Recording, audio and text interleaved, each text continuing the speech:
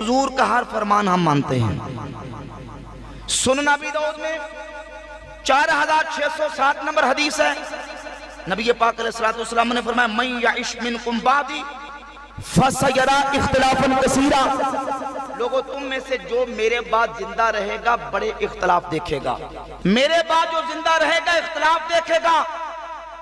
جب ایسی صورت آ جائے توجہ کیجئے، فرمایا علیکم بسنتی وسنت الخلفاء المہدیین الراشدین، تم پر لازم ہے میری سنت اور میرے خلفاء راشدین کی سنت۔ اختلاف ہو جائے تو کیا کرنا ہے؟ میری سنت اور میرے خلفاء راشدین کی سنت کو لازم پکڑنا۔ دوسری حدیث المستدرک للصحیحین، حدیث کا نمبر 318، حجۃ الوداع کے موقع پر رسول اللہ نے خطبہ دیا۔ عبداللہ ابن عباس رضی اللہ تعالیٰ عنہ اس کے راوی، رسول اللہ صلی اللہ علیہ وآلہ وسلم نے فرمایا لوگوں میں تم میں دو چیزیں چھوڑ کے جا رہا ہوں، ان کو مضبوطی سے تھامے رکھو گے کبھی گمراہ نہیں ہوگے، کتاب اللہ و سنت نبی صلی اللہ علیہ وآلہ وسلم، ایک اللہ کی کتاب ہے، دوسری اس کے نبی کی سنت ہے۔ کنیاں حدیثاں ہو گئیاں؟ بولے کنیاں؟ دو۔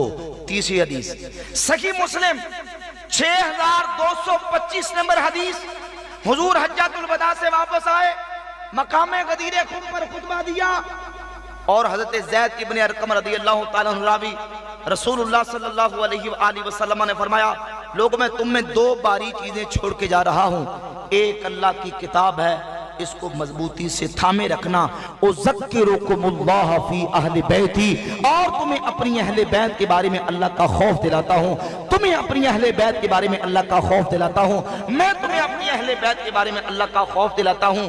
ایک قرآن ہے، دوسری حضور کی اہل بیت ہے۔ حضور نے تیسرا خطبہ دیا، اٹھاؤ جامع ترمذی کتاب الفتن 2165 نمبر حدیث ہے، خلیفہ ثانی حضرت عمر بن خطاب رضی اللہ تعالیٰ حدیث کے راوی ہے، فرماتے ہیں لوگوں میں آج اس مقام پہ کھڑا ہو کے خطبہ دے رہا ہوں جہاں اللہ کے رسول صلی اللہ علیہ وآلہ وسلم نے خطبہ دیا، اور حضور نے کیا خطبہ دیا؟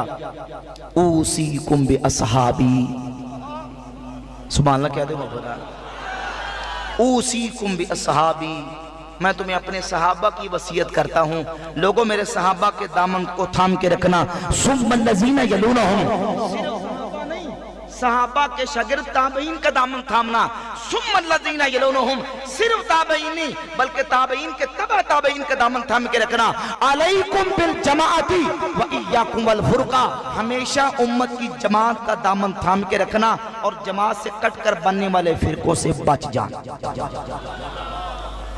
سنن ابی داؤد، ابن ماجہ، مشکات المصابی، جامع ترمذی، المستدرک، مسند احمد، طبرانی کبیر صغیر، حدیث کی درجنوں کتابوں کے اندر 18 صحابہ سے یہ حدیث موجود ہے۔ رسول اللہ صلی اللہ علیہ وآلہ وسلم نے فرمایا الا ان من قبلکم من اہل الکتاب افترقوا علی سنتین و سبعین ملہ، خبردار تم سے پہلے امتیں وہ 73 فرقوں میں بٹ گئیں، وَإِنَّ هَذِهِ الْمِلَّةَ سَتَفْتَرِقُ عَلَى 73، میری یہ امت، پہلی امتیں 72 فرقوں میں بٹ گئیں، میری یہ امت 73 فرقوں میں تقسیم ہو جائے گی، سنتان و سبعون فی النار، ان میں سے 72 جہنم میں جائیں گے، وَوَاحِدَةٌ فِي الْجَنَّةِ، اور ایک جنت میں جائے گا۔ صحابہ نے پوچھا یا رسول اللہ وہ جنت میں جانے والا کون ہوگا؟ تو میرے کریم آقا علیہ السلام نے فرمایا، جامع ترمذی کے الفاظ ہے ما انا علیہ و اصحابی، وہ ہوگا جو میرے اور میرے صحابہ کے طریقے و عقیدے پر ہوگا، اور سنن ابی داؤد کے الفاظ ہے ہی الجماعت، وہ مسلمانوں کی جماعت ہوگی۔ بولے کیا وہ ہوگی؟ جماعت ہوگی۔ حدیث نے جماعت کا ٹائٹل ہمیں دیا، اور جامع سنن ابی داؤد کی 4607 نمبر حدیث کے اندر حضور کا فرمان علیکم بسنتی و سنت الخلفاء المہدیین الراشدین، تم پر میری سنت بھی میرے خلفاء راشدین کی سنت بھی لازم ہے۔ ان دونوں حدیثوں کو ملا کے ہم کہتے ہیں ہم اہل سنت و جماعت ہیں۔ ذرا محبت سے کہیے سبحان اللہ۔ ہم کیا اہل سنت ہے؟ وہ کہتے ہیں دیکھیں قرآن تو یہ کہتا ہے کہ تم مسلمان ہو، سمجھیے ذرا سوال اعتراض ہے اس کا جواب اشکال کا جواب.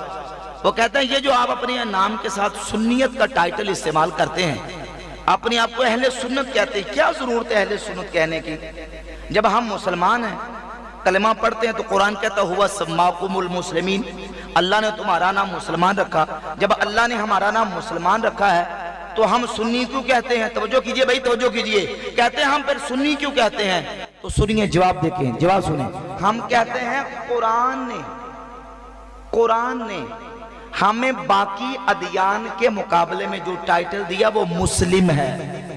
ہم باقی یہودیوں کے مقابلے میں, عیسائیوں کے مقابلے میں, ہندوؤں کے مقابلے میں, سکھوں کے مقابلے میں قرآن نے ہمیں مسلم کا ٹائٹل دیا, اور حضور کی حدیث نے باقی گمراہ فرقوں کے مقابلے میں ہمیں اہل سنت کا ٹائٹل دیا.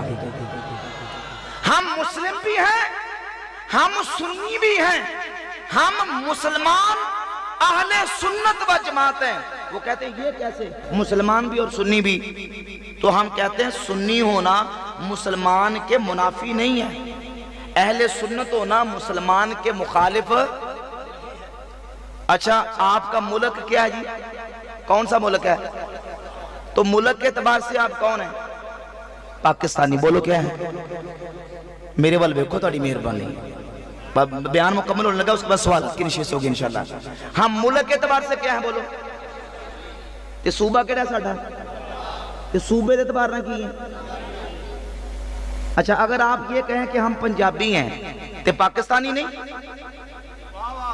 تو اگر کہیں پاکستانی تو پنجابی نہیں, تو بات سمجھ آ رہی ہے؟ اگر کوئی کہے کہ میں پنجابی ہوں تو کیا وہ پنجابی کہہ کے اس نے یہ ثابت کیا کہ میں پاکستانی نہیں ہوں؟ بھائی ملک کا تقابل ملک کے ساتھ ہوتا ہے. ہم پاکستانی ہیں انڈینز کے مقابلے میں, پاکستانی ہیں چائنیز کے مقابلے میں, پاکستانی ہیں ایرانیوں افغانیوں کے مقابلے میں, اور پنجابی ہیں سندھیوں بلوچیوں کے مقابلے میں. ہم مسلم ہیں یہودیوں عیسائیوں سکھوں ہندوؤں کے مقابلے میں, اور سنی ہیں گمراہ فرقوں کے مقابلے میں. سنی کہنے سے وہ ہچکچائے, وہ شرمائے, بھئی اپنا مذہب بتانے میں وہ شرمائے, وہ ہچکچائے, وہ آر محسوس کرے جس کے عقیدے کے اندر کوئی کجی ہو, کوئی ٹیڑھ ہو, کوئی خرابی ہو, کوئی برائی ہو, کوئی بد اعتقادگی کی بدبو ہو. ہمارا سنیوں کا عقیدہ تو خوشبوؤں والا عقیدہ ہے, ہمارا عقیدہ تو محبت صحابہ والا عقیدہ ہے, ہمارا عقیدہ تو عظمت اہل بیت والا عقیدہ ہے, ہمارا عقیدہ تو اللہ کے ولیوں کی محبت والا عقیدہ ہے. بلند آواز سے کہیں سبحان اللہ. ہمارے ہاتھ میں دامن صحابہ بھی ہے, اہل بیت کا دامن بھی ہے, اور جس کے ہاتھ میں یہ دونوں ہو بیڑا پار ہو جاتا ہے.